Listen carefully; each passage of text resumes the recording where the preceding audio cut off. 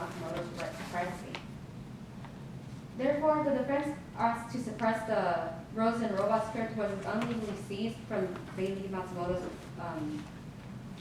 personal office. Bailey does not give consent of the entire premises, and Desi's consent is limited to the guest house, not the adjacent office. Any assumption that Detective Eisenberg has is based on... But why is that, though? The office is connected to the place where Desi was living. Yes, Your Honor. But the interior door was locked. And Desi specifically tells Detective Eisenberg that he does not have a key. Therefore, his access is limited to an extent. Therefore, Desi's limit is to be Eisenberg concluded the office is within Desi's consent simply because Desi lives adjacent to the office. Yet, Eisenberg knows that Desi does not have a key.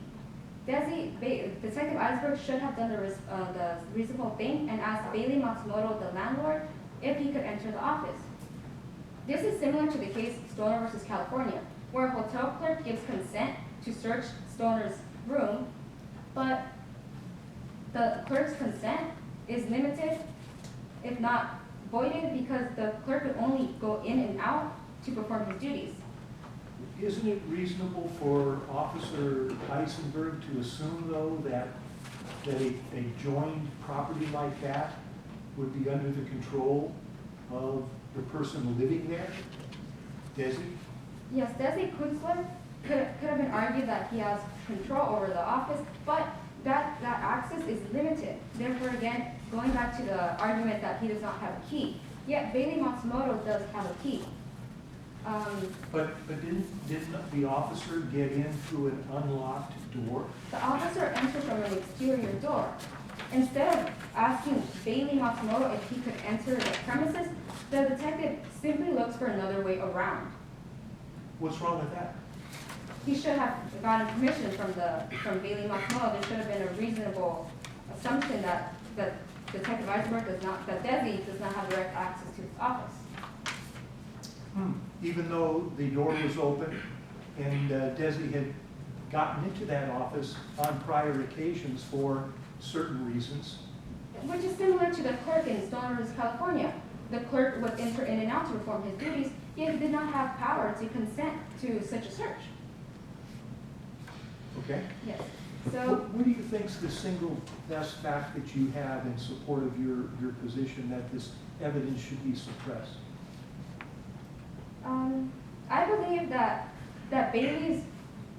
this drops down to Bailey Matsumoto being very specific into where and where not. Well, his consent is not vocal, but it's implied. Bailey Matsumoto specifically says, you can search my house and the garage. Never did, and this is where the consent is limited to, the house and the garage.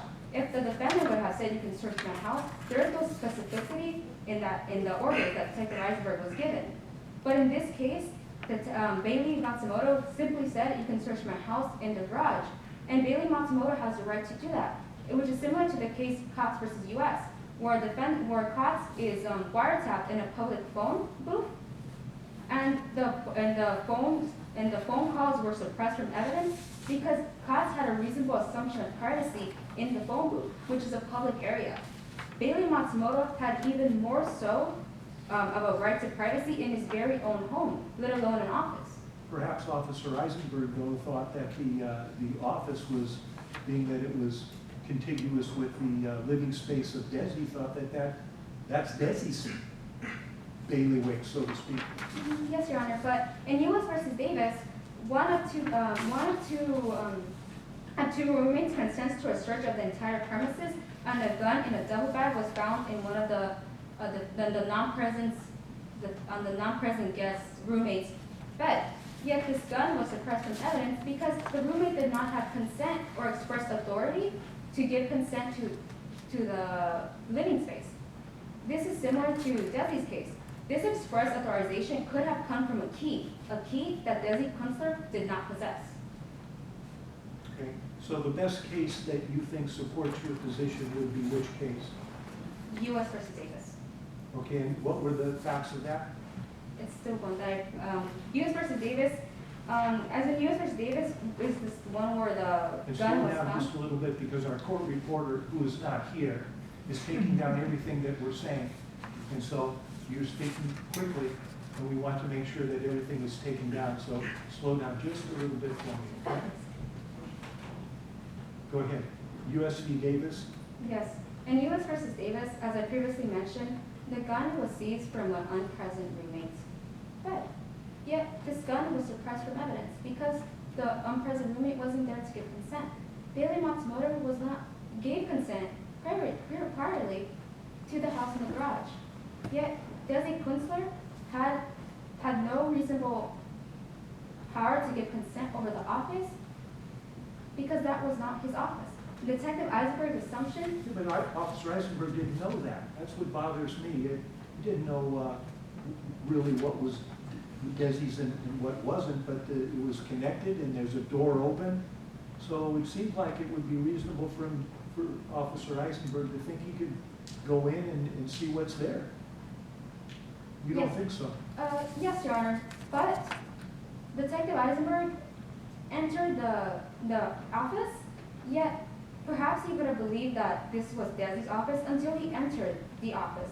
And the office was full of Bailey Matsumoto's memorabilia from the time at movie sets in Hollywood. Bailey Matsumoto, as previously stated, had a right to privacy, because that's where he stored his personal ideas, which were subject to copyright. Bailey Matsumoto had a right to privacy in that moment, and Detective Eisenberg, seeing this memorabilia, should have thought that Desi does not have the key. These is Bailey's objects. Maybe I should go and ask Bailey Matsumoto for permission to search. Okay. But Bailey had given that consent to Desi on previous occasions to go into that office. Does that make any difference to this situation?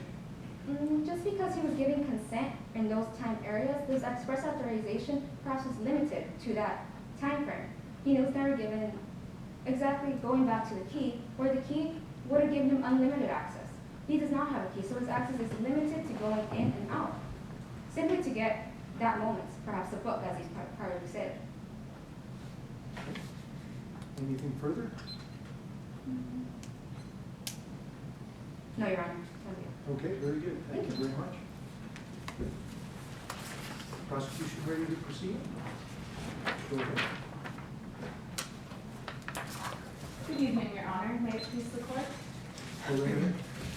Your Honor, the people assert that Detective Eisenberg acted reasonably in believing that the defendant knowingly and voluntarily gave consent to the search of the guest house. Further, even if the court finds that the defendant did not permit the guest house to be searched, Detective Eisenberg acted reasonably in believing that Desi Kunstler could consent to the search. As such, defense's motion should be denied for the following two reasons. First, the detective acted in good faith in believing the defendant knowingly and voluntarily consented to the search. While the Fourth How Amendment... can you say that when Desi said, I've got to go get the key from Bailey? I mean, before they could even get into the place. I mean, isn't that kind of what he said? I can't let you in because the door was locked, at least on the interior. I need to get the key from Bailey? Yes, well, Your Honor, first of all, the exterior door was also unlocked, which negates a reasonable privacy expectation, and it was never specifically stated that the key was Bailey's key. It was just the key. There's no evidence that Desi was ever denied access to the office, which she frequently accessed as part of her job, and so there was no reason for the detective to think that the office was excluded from the search. She. Yes. See, I never know who's a he and a she in here. That's beside the point. Go right ahead. While the Fourth Amendment protects citizens against unreasonable, warrantless searches and seizures, the Supreme Court has historically recognized consent as an exception to the warrant requirement. When the detective spoke with the defendant on June 8th, the defendant said, "You are welcome to search my house in the garage." In U.S. v. Pena, the 10th Circuit upheld the police's right to search an additional room, not specifically consented to by the defendant, finding consent as implied. As in Pena, the question in this case is whether an objective person would have considered the guest house as included in the officer's request. In the present case, Officer Eisenberg asked to look around, and the defendant responded affirmatively. As the guest house was on the defendant's property, a reasonable person would have assumed the detective meant the entire property, not just the mansion. Moreover, as in Pena, the defendant never overtly forbid the officer from searching the guest house, leading the detective. But didn't Bailey say you can look at the house, you can look at the garage? Yes, Your Honor, but And I think both Bailey and the officer said that. So the guest house wasn't included in that description, and that seems to me to be a problem for the prosecution side. Don't you think? well, Your Honor, as I just stated, a reasonable person would have considered the guest house as included in the officer's request because the mansion encompasses the entire estate, which includes the guest house, the garage, and all Well, other. but there was never consent to search the mansion, quote unquote, that I saw. I think, wasn't the agreement, or the agreed statement from both Officer Eisenberg and Bailey that the consent was for the house and the garage? Am I wrong about that? Well, no, Your Honor, but it doesn't change the fact that the defendant never specifically forbid Officer Eisenberg from searching the guest house, and he left the exterior door unlocked, so he had no reasonable privacy expectation.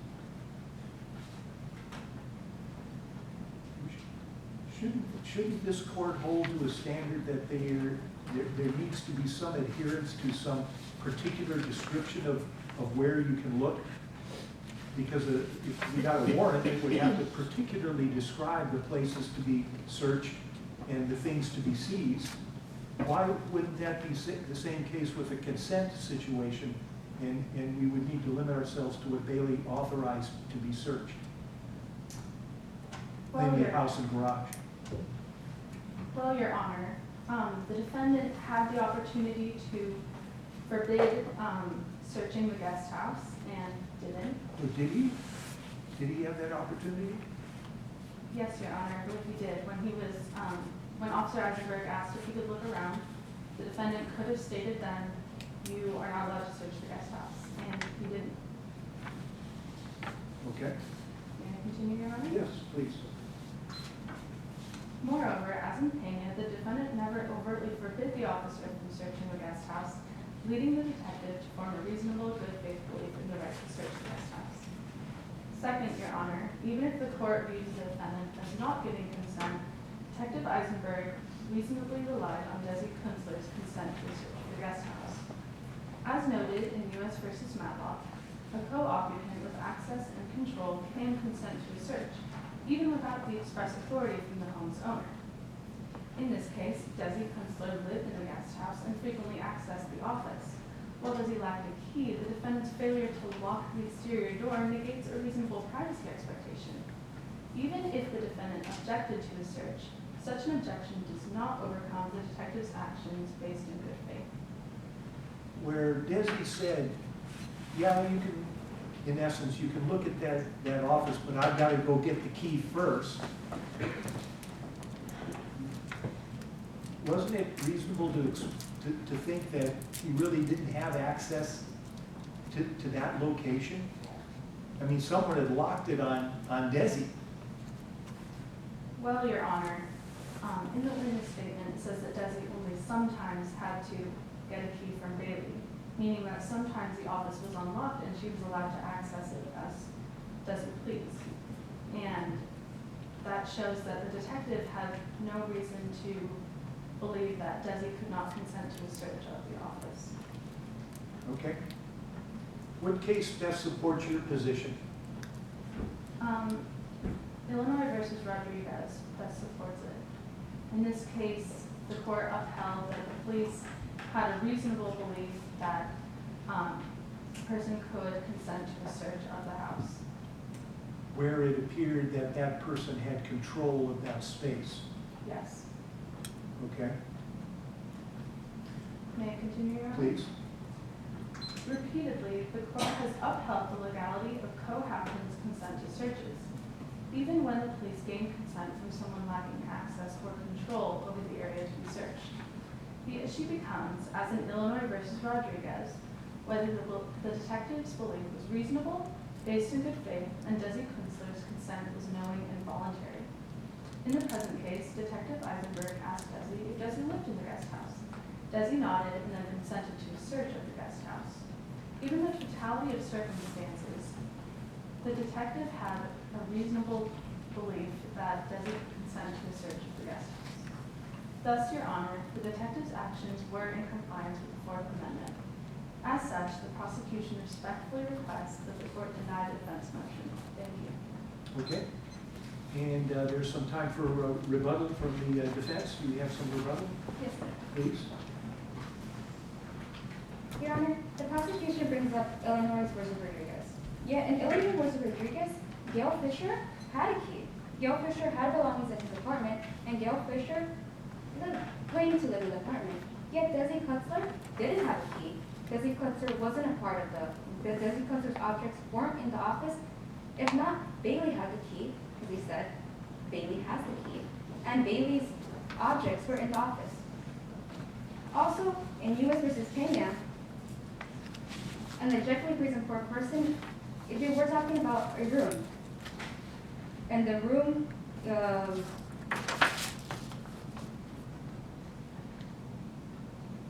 the U.S. versus Kenya, the consent was encompassed to a bedroom, talking about a common area, a bathroom. The office could be argued that it's not a common area. If not, this is where Bailey, as previously stated, kept his personal belongings. Okay. In prosecution?